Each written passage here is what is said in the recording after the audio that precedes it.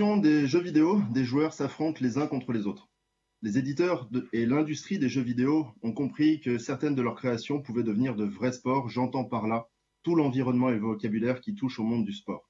Une préparation des joueurs, des entraînements et donc des entraîneurs, des développements de techniques, de connaissances, de stratégies, d'équipes, des sponsors, des diffuseurs, des commentateurs et des spectateurs. Des lieux de rencontre ont été mis en place au niveau international, puis tout ceci a été formalisé en 2008 par la Corée du Sud, qui a créé l'ISF, dont une cinquantaine de pays sont devenus membres, dont la France. Des discussions sont en cours depuis 2018 pour faire du e-sport une discipline olympique. Le CIO appuie d'ailleurs régulièrement les tournois internationaux organisés.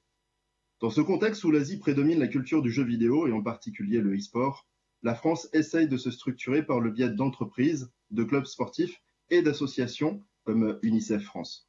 Pour le moment, nos régions sont globalement absentes sur ces enjeux. La promotion du lien entre culture et sport par le biais du e-sport permettrait à notre région de prendre une avance stratégique dans ce domaine.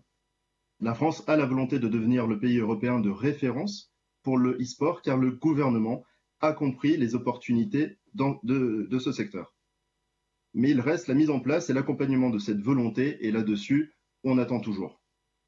Nous vous demandons donc de faire d'Auvergne-Rhône-Alpes la région leader de cette volonté de structurer l'avenir par la création d'un centre de loisirs et d'entraînement au e-sport. Notre amendement vous propose d'ajouter un point en alinéa, mettre en avant le lien entre culture et sport par le biais du e-sport et créer une structure d'excellence pour l'entraînement du e-sport.